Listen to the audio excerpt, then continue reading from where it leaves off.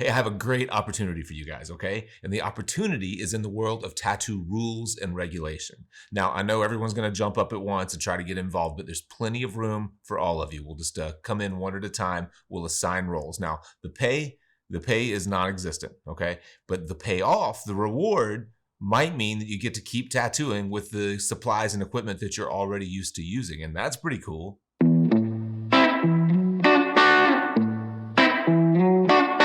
Welcome to the Fireside. My name is Jake. Thank you as always for joining me. It is a perfect day in Memphis, Tennessee. Look at the sunshine behind me, but I'm stuck staring into a computer monitor like I always do.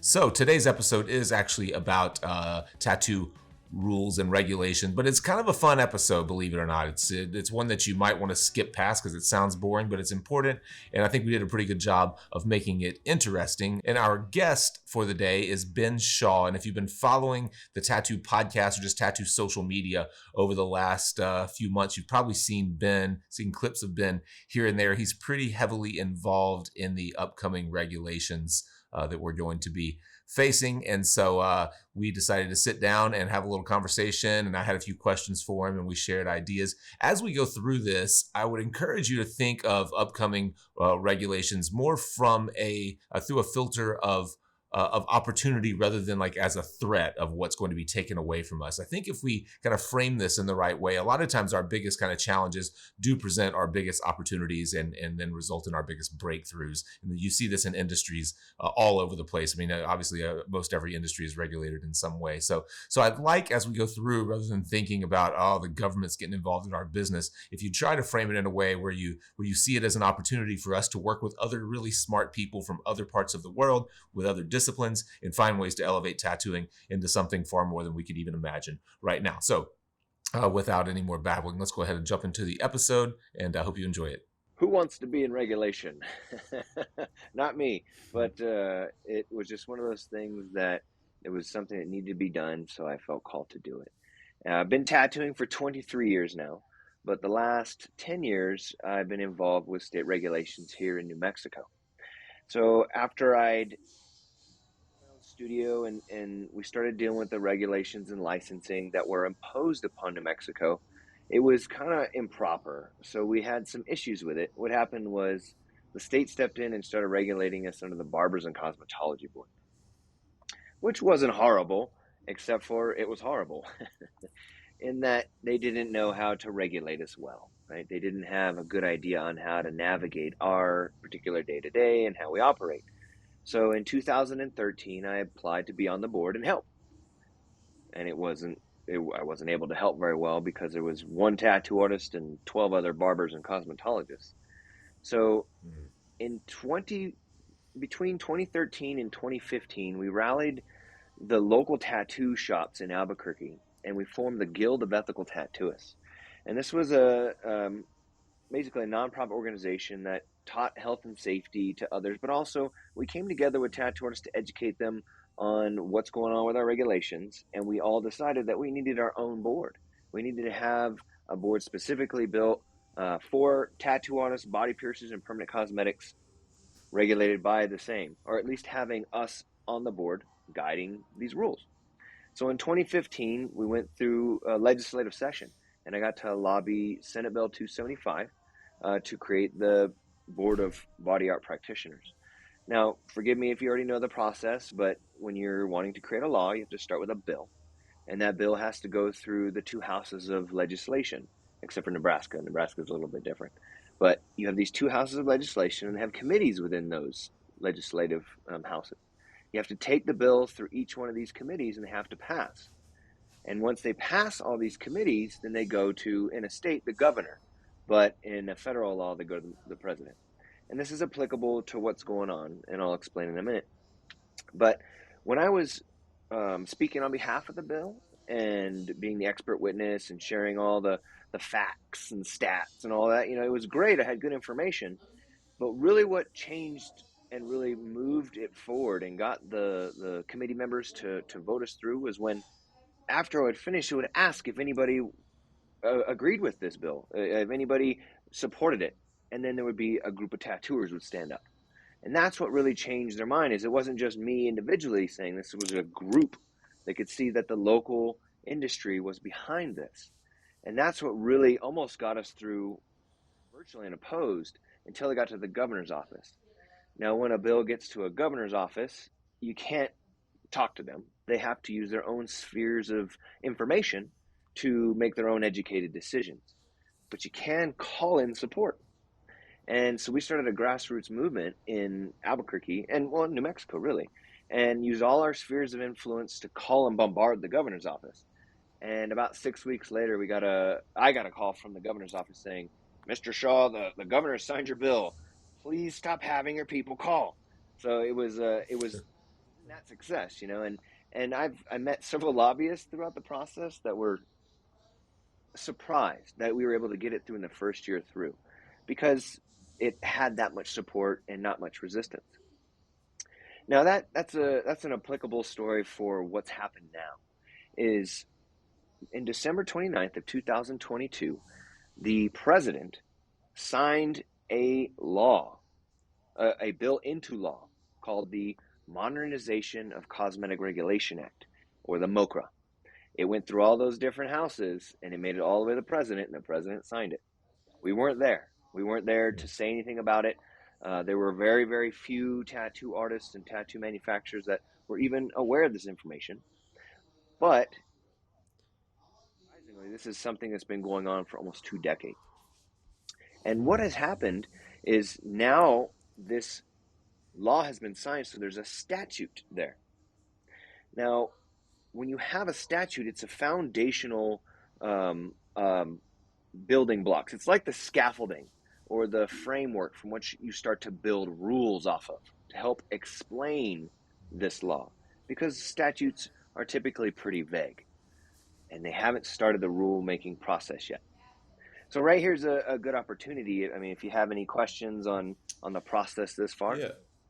Yeah. So, well, one most immediate is there any kind of time frame that it takes them to actually write those rules? Another one would be what did you learn that first time around on the state level? What were the biggest hurdles? What do you feel like might be the kind of commonalities and the things that are might be different at the federal level? It's like, for example, you mentioned that you didn't have much resistance at the state level. Is there significant resistance at the federal level? I mean, I know that the law is already the law, but when it comes to writing the rules, are there a lot of people on the other side that are really gung-ho to get this stuff passed? Or is it just something that's, it's been around for 20 years and we're finally getting to it? A little on the latter, and I'll get to that in a second. But great questions, Jake, because that'll really flesh out where we're going. Real quick, just to immediately answer the time frame, which is an important element, is in the bill, it states that we have until December 29th of 2023. And I say we, I mean all product manufacturers. So that's not just tattoo ink, but that's aftercare ointment, interim, post, lidocaine. Virtually anything that's sprinkled, sprayed, rubbed, applied to the human body for beautification is now subject to the FDA's Modernization of Cosmetic Regulation Act. So they have the rest of this year to submit all their ingredients lists and then register their facilities. At which point the FDA or Secretary of Human Health Services is going to start making rules or promulgating rules beginning of next year, which is awesome. This is an advantage for us, and I'll explain why in a minute. Now, as for are there any hurdles? So the biggest hurdle that we have, Jake, the most giant hurdle, the most common enemy we have is lack of communication, lack of cooperation, the lack of sharing this information and then actually doing something about it. Because I did mention a few tattoo artists did know, and some pretty pivotal ones, like say Mario Barth, right? And there were several tattoo ink manufacturers, as well as quite a few tattoo artists that were sharing this information, but there was this kind of like, whatever, it's not affecting us, it's not a big deal. Oh, I don't care about regulations.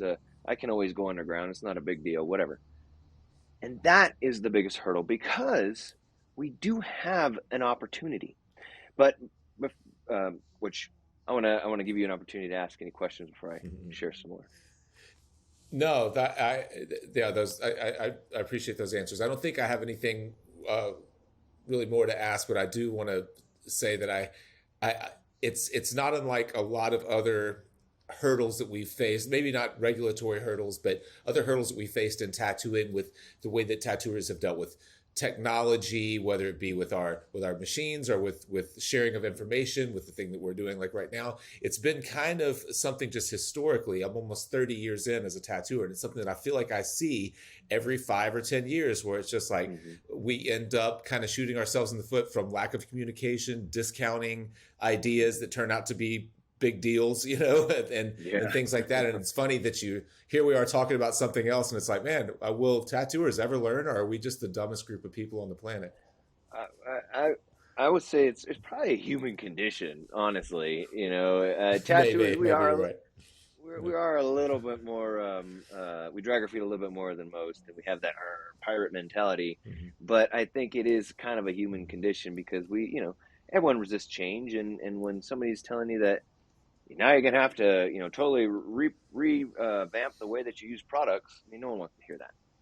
And that's what the same thing happened in Europe, and that's one of the things that we just want to be aware of. And we all know that there's something that happened in Europe.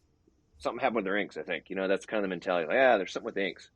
But really what happened there is they were going through the same exact thing that we were. But they never did anything about it. That law was passed. And the tattoo artists were still like, we don't got to worry about it. It won't hurt us. And then they made rules and statutes. And now they're paying for it.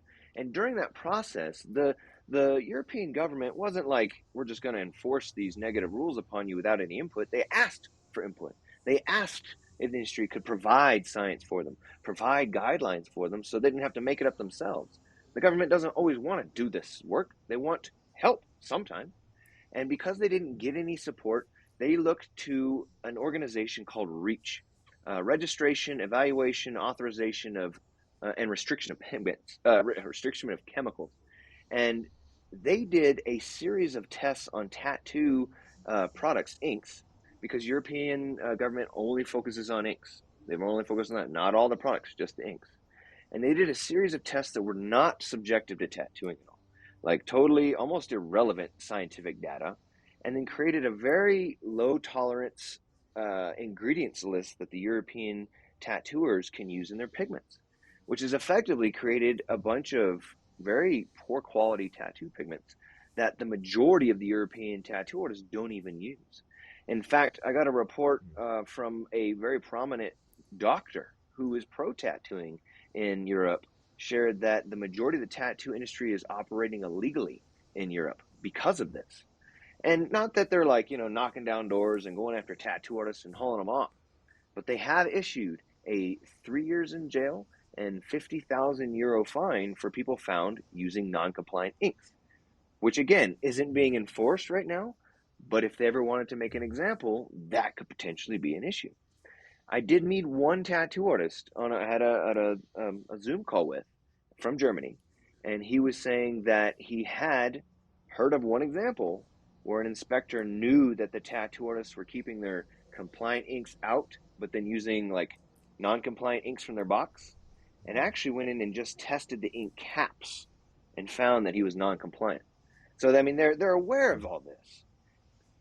So therein lies a problem, but an opportunity for us, because our government, the FDA and the Secretary of Health and Human Services, doesn't want to create the same problem. They don't want us, becoming illegal, practicing illegal activity by doing the same thing. They want us to, practice safely and, within guidelines. So they are listening to us, and there's some ways that we can communicate with them.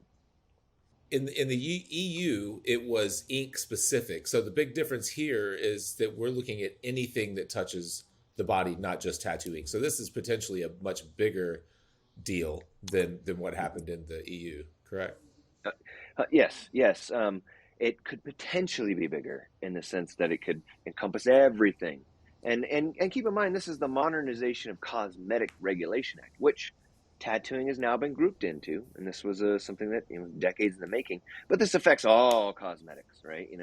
So yes, if it's sprinkled, sprayed, applied, rubbed on, there's a big definition. Basically, it encompasses if you put anything on your body For beautification, it's subject.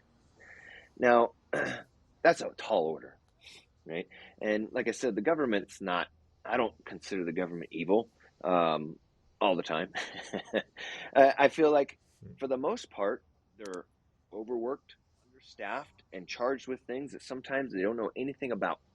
And learning on my state level, I saw the same thing. And if you can provide them information and educate them as an expert in your field, they are so willing to take that information in.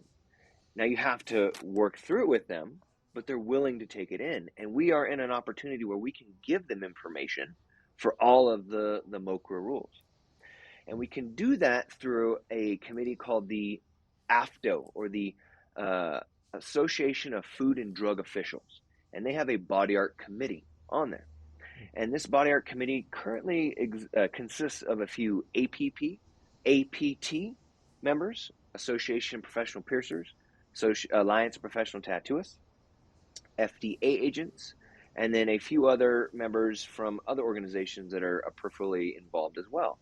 And it is this committee that meets, well, bi-monthly, and they discuss a lot of the things that are happening in the body art world, especially federally, and this directly informs the FDA. Now, I mentioned the APT, which is important for you and I, Jake, because that's the organization that represents us practitioners. Now, you've been tattooing for almost 30 years, so you're aware of this organization, correct? Mm-hmm. Yes. Yeah. It was founded in 1992, and I personally believe they are pivotal in allowing tattooing to become legal in so many states, because they came about in a time when the government was starting to take notice of tattooing, and that they wanted tattoo artists to wear gloves, and they wanted them to do some sort of pathogens training. And of course, the pirates of the time were like, nah, we don't want to do any of that. So the tattoo artists that felt that this was, hey, if we don't do something about this, really bad things are going to happen, they stepped in and acted as the liaison between the government and the tattoo industry, and helped educate tattoo artists about the regulations, and spoke tattooer, right? They spoke in a way that made sense. They helped tattoo artists understand the importance of gloves and how it'll keep them from getting hepatitis. And again, I feel like through this liaison action, they helped these areas become legal and more compliant, and got the government less restrictive in those areas, allowing us to be more self-regulated. Now, that organization has still been around for 30 plus years now. And some of the founding members, like Pat Sinatra, still on board. She's the current president. And Sean Anderson's been there since year one. And these people, including several others, are still, even to today, tattooing all day long, and then on their moonlighting hours, making calls to regulators, helping out tattoo artists with their licensing issues, still working diligently for us. They're truly, practitioners or tattoo artists working for tattoo artists. And the downside is they just have been so busy doing that they've kind of lost their awareness in the industry. You and I know about them because, we've been tattooing long enough to recall when they were a thing. And now a lot of tattoo artists that are maybe 15 years less, they don't even know who they are, or it was just a vague memory of it. And so that's where our opportunity is important for you and I specifically. Is I mentioned we have APT members on the AFDO board, but it's an old organization. It's a recognized organization. The government sees the APT as a strong constituent base of an organization that's 30 plus years of nonprofit work in the industry. So it's definitely, they like the APT, but we need more numbers in it. We need to bolster that, because like I said in the beginning of my story, when they say, okay, supports this bill, and the room of tattoo artists stood up, that's what made the movement. And that's what they need now, is they need the industry to go like, yes, we agree with the APT and what they're saying. And that is where we're going to have the most traction, when we're educating AFDO, who's then going to share this information directly to the FDA. Yeah, makes sense. I shared a story with you whenever we first had a phone discussion about doing this podcast episode. that I had a similar conversation with a guy named Sean Bellina, who's been on our show a couple of times, and he is a partner in Spirit Tattoo Paper. He owns S8, and he's a retired biophysicist. And I want to say it was 2014 that he was telling me that this type of regulation was coming, that the FDA, what surprised me about it was that he said, the FDA doesn't want to do this work. They would be thrilled if you guys would take the reins, use one of your existing organizations or form a new one, start your own type of testing protocols, have a seal of approval that everyone that you buy from is required to have in order for professional tattoo studios to buy it and use it. He's like, and you could really get in front of this stuff. And I look at it now, and this was, of course, well before we were talking about banning inks and EU and all of that. But something interesting that he brought up to me when I asked why this was something that was coming, he was talking about just simply the number of first off, the growth of tattooing as an industry by dollar, and then also the number of Americans who were tattooed. And he said, I forget his exact term, but he was basically saying that once you reach kind of a critical mass, is like the chances of, say,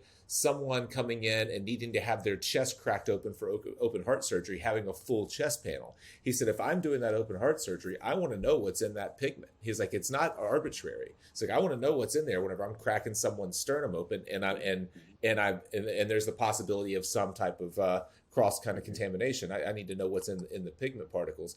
And I had never really thought about it like that. I guess when tattooing, 20 plus years ago, when 3% of people were tattooed, it wasn't a big enough issue to pay attention to. But certainly when half of 30-year-olds or half of 40-year-olds are tattooed, then it probably is. So you were talking earlier about the government not necessarily being evil. There's a good reason for this being a conversation right now.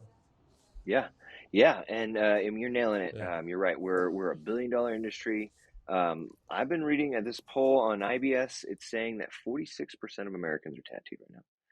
46%, which is that's dang near half of our population, and half of that percentage are tattooed multiple times, right? So it is just like what happened on the state level and it's happened in the federal. Is it just getting to the point where the government recognizes that this is just a thing that we're doing, and that you nailed it. There's going to be scientists, doctors, and be like, hey, I want to know what I'm dealing with, especially if I'm going to be, dealing with an MRI, or was there going to be some sort of reaction between medicines and pigment?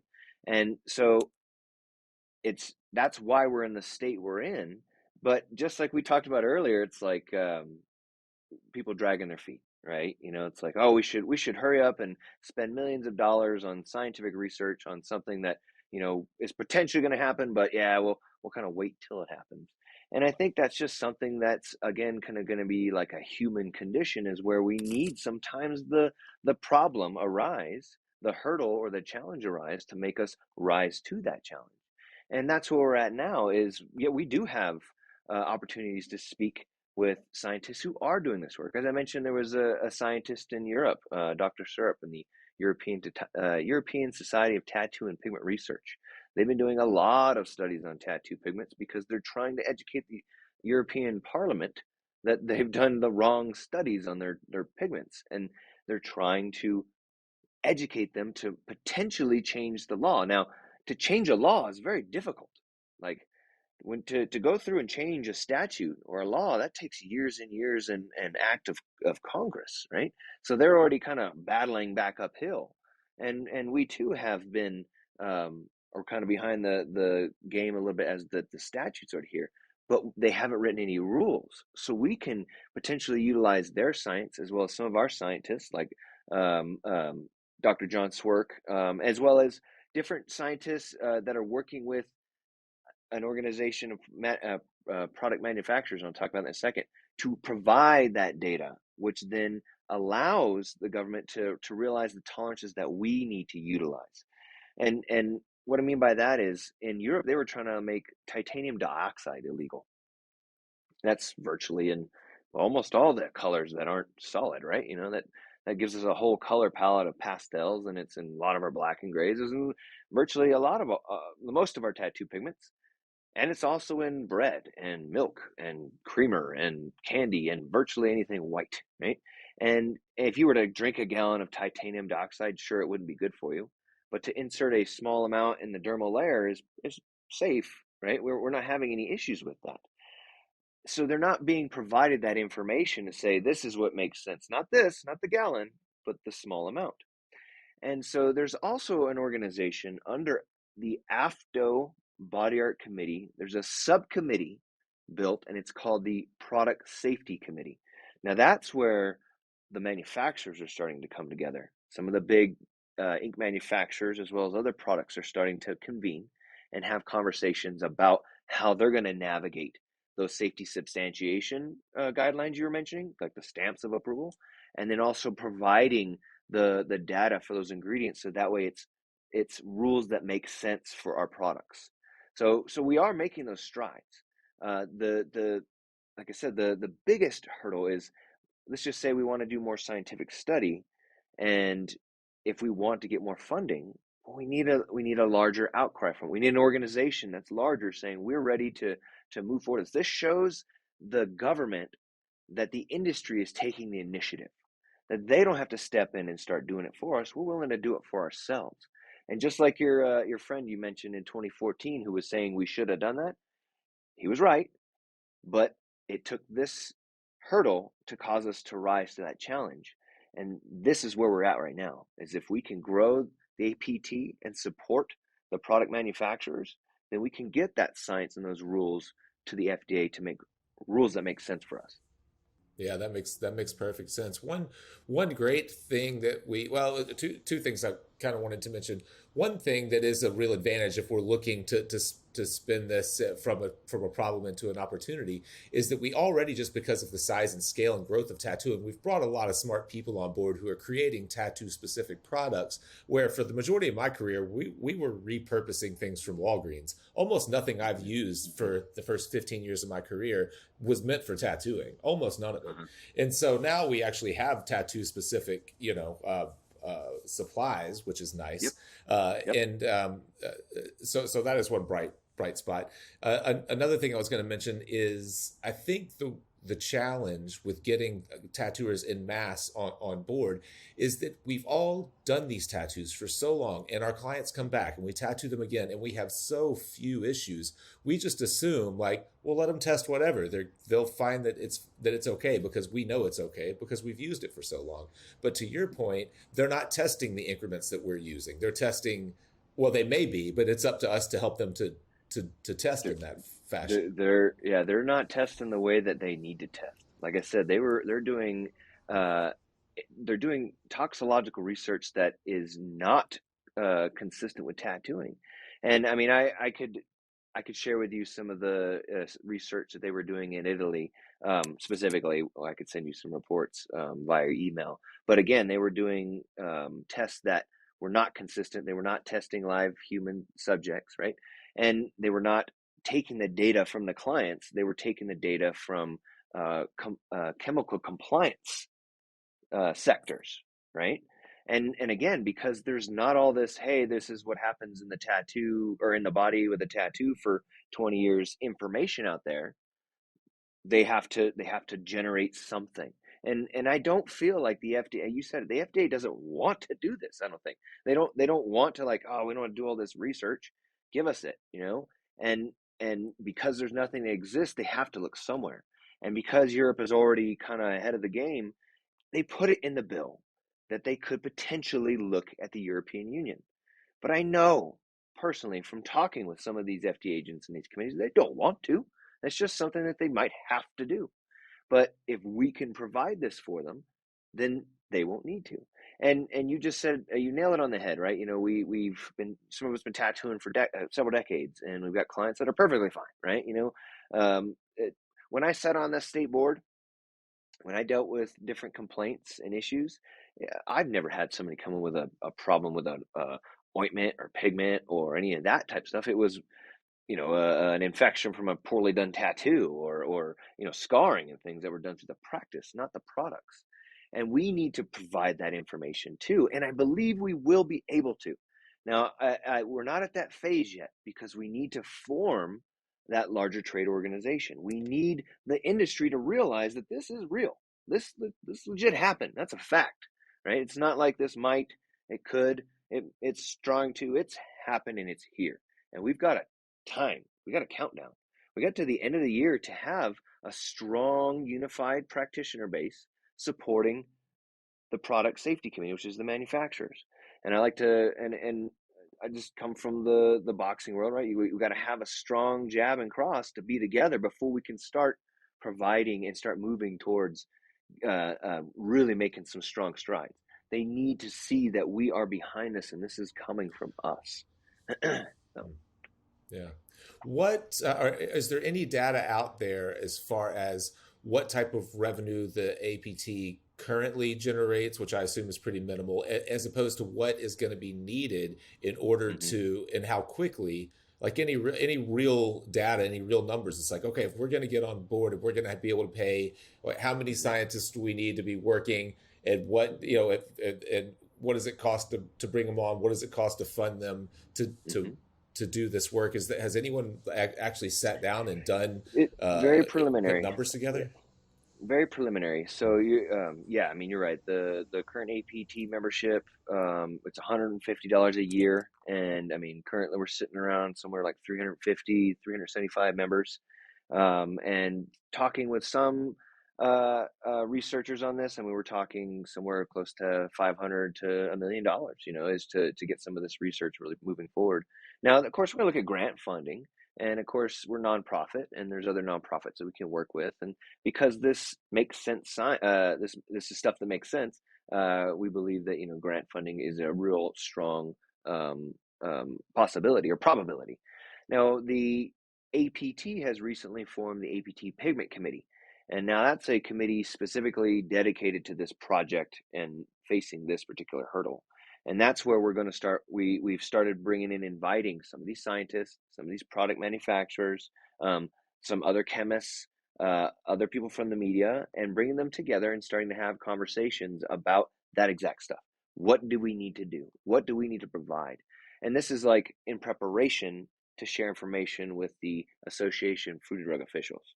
Right. This is the what does the industry need to do? Like what all the T's we need to cross and the I's we need to dot before we can then sit in this committee and start giving some solid, real information, and then we can start having a nice dialogue with the FDA.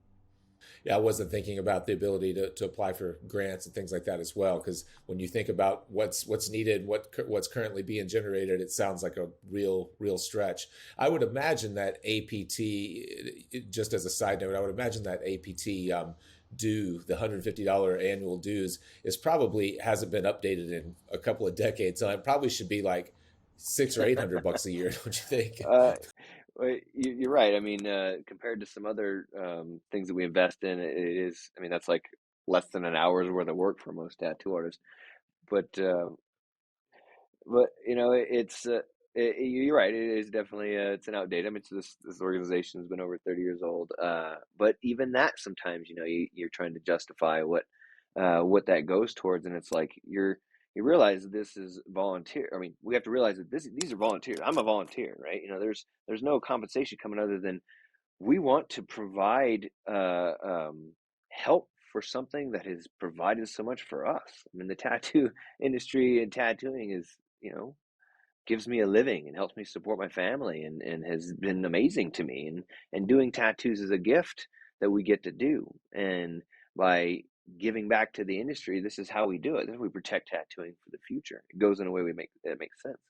And I mean, this is a minimal investment for something that's, again, just trying to help us create information, create events, share knowledge, and build platforms so that way we can try to get this out to the industry as a whole. And thinking about it, trying to be forward thinking, we don't necessarily want to assume that we are using all of the best products or know how safe everything is. I mean, everything, it could really be an opportunity to looking forward to come up with something far better than what we're using today. Obviously the worst case scenario, tattooing is hard enough. We certainly don't want to be working with subpar materials on top of it. If I'm having to tattoo with really crappy inks, I'll probably just call it a day and find something else to do. I don't think I'll stick it out.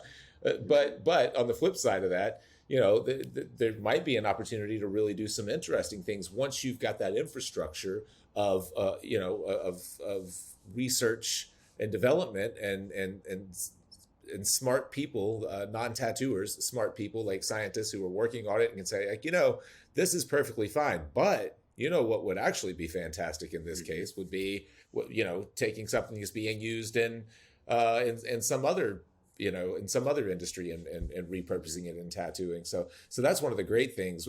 When something like this happens, it's a little scary, but it's also kind of exciting.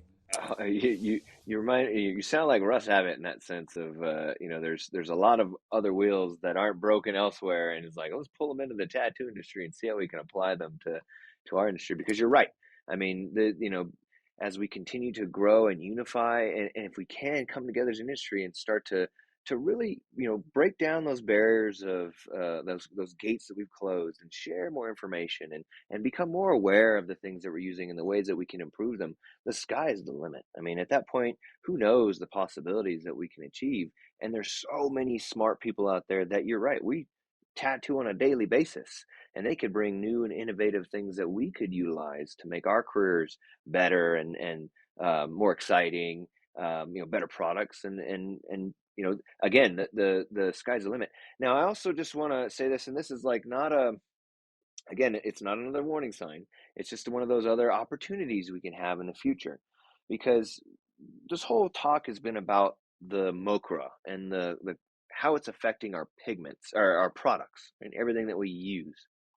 There's also the fact that every different state regulates tattooing differently, the way that we operate, right? The way that you operate in your state is probably way different than the way I operate in my state. And that's very difficult to navigate, right? It's difficult when we're trying to travel, do guest spots, etc. Now, this is also becoming known by the government, especially through, I interviewed a guy named Ryan Harrell, and he owns the American Tattoo Society, and he has been contracted to put tattoo shops on military bases. And so far, he's got 6 built, 2 in build out, and I think he's got like 15 more. Like, basically, he's going to be on almost all. Yeah. And when they were engaging this and they wanted to have a safe tattooing on the military bases, they started to engage with Ryan and ask him, like, well, how, what is your federal regulations like? And he's like, well, we don't have any. And they're like, oh, okay. Well, what is the state regulation like here? He's like, well, here, all you need is a bloodborne pathogens course. They're like, this isn't good. So they did research and they found the National Environmental Health Association's Body Art Model Code. Now, this is a template, if you will, a template for a statute that was created nearly 15, 20 years ago again, and has been updated every 3 years. And there's an organization under the National Environmental Health Association, which is called NEHA. They have a body art model code committee. And I've just recently become a member of that. And I have till September till I can be accepted and start working on it. But they do have a statute that some states are already starting to utilize aspects from and take and utilize in their state.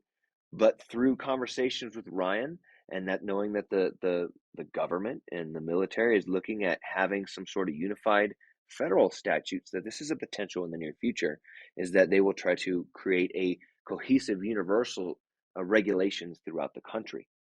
Now, I've been privy to the statute and read over the body art model code, and again, a lot of it makes sense, and it's very vague, right? There's not a lot of, like, you have to do something extra strict, but because the board consists of some tattoo artists like Brian Everett, and some APP members like Steve Joyner, who I interviewed the other day.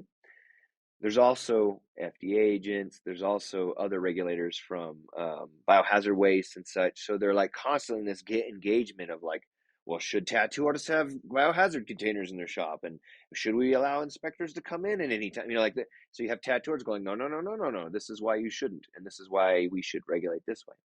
And so that's why it's also important for us as practitioners to unify in our trade organization. So when these become a real strong conversation and they're like, well, we're looking at making this a law, a federal law, we want your input, or we need input, they're going to listen to us that much more when we're thousands strong and we're like, well, we're the industry and this is how we should operate. Then it becomes more of a almost like an industry standard self-governing aspect in tandem with federal regulation. So that's another one of those exciting, not so much in the sense of like we know no one wants more regulations, but it's exciting to know that we could really, truly uh, work together to protect the way that we operate for generations to come that way.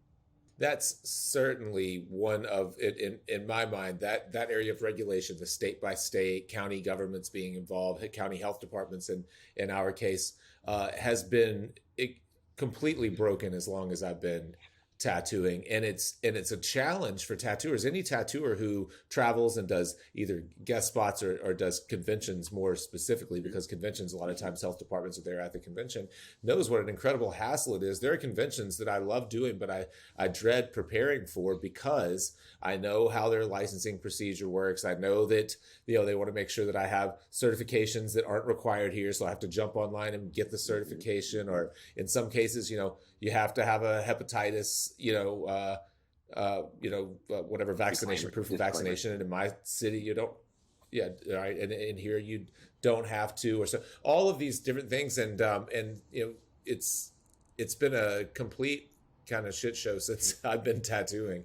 Really, the just the lack of consistency in regulation. So that part of it, especially if tattooers had a voice in it, can actually be pretty beneficial. It might make it a lot easier to travel and tattoo in different parts of the country. Yeah, yeah. Talk about a headache on not just for the tattoo artists, but when I was working with the state and trying to help tattoo artists come to New Mexico through reciprocity. I mean, it was like banging your head on the wall because it was so different. And so to try to mitigate that, we have created recently, and not just for the state, but for the tattoo industry, what I'm calling the body art regulation support system. And this is on the Discord platform. And are you familiar with Discord? Do you utilize that at Mm-hmm. all? I do. It's quite a simple platform, really. You just have a space which then has these tabs or channels, which are just little chat rooms. And so we've created a um, Discord group, again called the Body Art Regulation Support System, that has tabs with each individual state. And within each one of those states, we put a link to their regulation and licensing requirements. Now, it's not complete because, just as you said, it's so difficult. Even calling and trying to connect with people in, say, California, half the time they don't even know how they regulate. I mean, the public health committee departments don't even know. They're like, I don't know, try this phone number.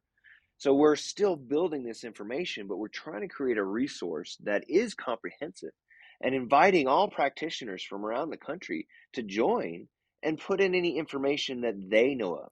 Maybe they know a good health inspector that's really active and helpful with the community. Maybe a legislator, a regulator. Maybe there's some information that they could supply, or even their own. Because in the APT, there's such thing as state representatives. So like in New Mexico, I'm the state representative. So if there's somebody that's coming into Mexico and they're a tattoo artist and they're having a problem figuring out how to get licensed or any of their issues with regulations, contact me and I'll help. And we're trying to build those strong bridges and communications throughout the country through this Discord. But it also has channels for APT, AFDO, NEHA, all those acronyms, ESTP. It's got a copy to the bill, some of the science that we've discovered. So we're having these conversations already. And this is a place that people can come and get information that's correct, valid, legit, and then also communicate with us directly and quickly. And this is going to be important, especially as the rules start being created in the coming end of year and next year, that when there's just something that doesn't make sense or that we need to, as an industry, voice ourselves about, this will be the place that we can immediately engage with the industry, and we could sign petitions, have people contact their regulators or legislators, and actually make swift action to help show that, oh, okay, the industry is aware of what's going on. We can't just drop some bullshit on them. We gotta really listen to them. And so that is something else that I'm highly recommending people to check out, is this regulation support system on Discord. All right. Oh yeah, we'll make sure to link to that definitely, and I'll jump on. You sent me a link a week or so ago. You were doing some type of a live stream or something on it, and I think I do have the link. I'll make sure to jump on and join. That's Yep. really a great use for Discord. I've only been using it for a little while. We have a tattoo club inside Fireside Tattoo Club we're doing, which is drawing challenges and things like that. And so I'd only seen it used for gaming. It had gotten pretty Mm-hmm. big in the NFT world lately Mm-hmm. and all of that, but that I haven't thought about using it for a purpose like that. That's really a great use of all of those channels, especially linking to a lot of what could be some pretty dense information and probably in some of those channels, and then give people the opportunity within those channels to help to simplify some of it a little bit maybe, or have conversations in there Yeah.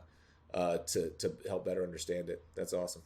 I mean, obviously, if there were, and I don't know what else you, as far as the what's happening right now, what else you want to hit on, but do we want to kind of jump into some calls to action? Like, what would you like to see tattooers do, our audience do? Obviously, joining the APT is one. Just And I one thing that through when we even formed the local guild is I try not to inundate, right?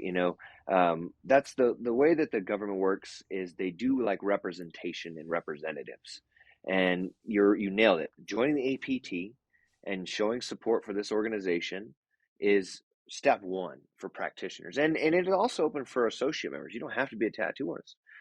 You just have to love tattooing. You want to support it, and there's $150 a year, and then no other barriers to entry, right? It's just come in and show your support, and then yes, that simultaneously hop on the body art regulation support system. It's free, right? Just join it and be aware. You get alerted when I put out information, when any other information comes about. We can send out messages directly to people. So tattoo artists can still tattoo all day, still focus on their bread and butter. They don't got to grab pickets and go, go protest or anything yet.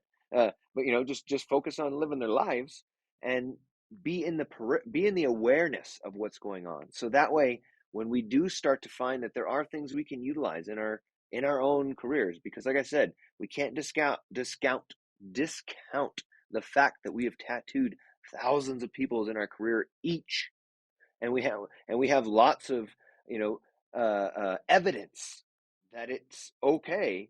This will be important in the near future, and when it's time for us to release that, just we want to be able to share it quickly. We want also people to come and listen to this and engage with it. So when they're talking with their peers at conventions or on social media, they have some information that makes sense, right? They got information, real information, like they're able to share stuff that's true to make more of the industry aware of this. And again, this hurdle is creating an opportunity for us to do something that, I mean, we're one of the last billion-dollar industries with no sort of centralized leadership. This is our time. This is our time to finally come together and show that the tattoo industry, although may have a very colorful history, is a strong industry made up of some very dynamic, innovative, compassionate people. And I think we could really have a huge impact on our world in that sense, because we make a huge impact on people on a daily basis. And just those things, like I said, I try not to inundate artists with having to do a bunch of stuff right now. Join the APT, come on the body art regulation support system, share the content that comes about, share, anyone watching this, share this video with their friends and their peers, so they can be a little bit more educated. And then realize the government isn't scary and it's not coming after us, but we have an opportunity to come together and actually write our own destiny. And then from there, we can share what the next steps will be. Because eventually we got to come together. Eventually we got to have like conferences and have, this got to be something that we come together in conventions with, and like we like to do, we will come together and share this information. And like you said it, man, it's exciting because there could be so much more opportunity built off of this when we start working together. yeah, yeah. I think yeah. That really sums it up. I think that's well said. And that's the great opportunity. It is, although tattooing has, I think that the information age has helped tattooing has obviously helped tattooing to grow artistically and from a technical standpoint and everything else. That kind of common voice in the direction that we head as a whole, and particularly now when it comes to regulation. If if we don't have a trusted place to go and collect information and share information, then it becomes kind of a no holds barred. You have a lot of kind of fake news getting spread. You have a lot of crazy exaggeration. You have a lot of scare tactics and a lot of like end of the world kind of, scenarios happening. And obviously that's not helpful to anyone. No, the sky isn't falling. But like I said, there's an opportunity there's a hurdle that's arise that's given us something to truly do something that we've never done before, and that's unify the tattoo industry. Hey, thanks again to Ben Shaw for taking a little bit of time. He really is, he's tattooing full time, raising a family, and kind of moonlighting, doing these podcasts and trying to get the word out there. So I appreciate his effort, and I'm happy that he took some time to talk to us. All of the things that we talked about, I'll link to below. If there is a more concise way, I actually haven't done it yet, so I'm just going to say it this way. If there was a more concise way to link, like if I find that everything that we need is on Ben's Discord, I'm just going to link to his Discord rather than linking to all of those different acronyms that we went throughout the show. That might be the easiest way rather than just bombarding you with 25 different URLs. So whatever way I do it, look in the show notes and you'll find a way to get to everything that we talked about. Thank you guys as always for supporting what we do. If you haven't already, make sure to sign up for our Tattoo Tuesday newsletter, the Fireside newsletter. We'll keep you up to date with stuff like this that's going on. You'll also every Tuesday get some tip, some tattoo kind of tip or piece of information that hopefully will help you in your tattooing. We don't spam, we don't sell your information or anything like that. And everything that we send out is some little nugget of information that we think is useful to tattooers, and it's only once a week. So you can find that at our website, and I'll also link to it down here somewhere on this end screen. So thank you again for supporting what we do, and we'll catch you in the next episode.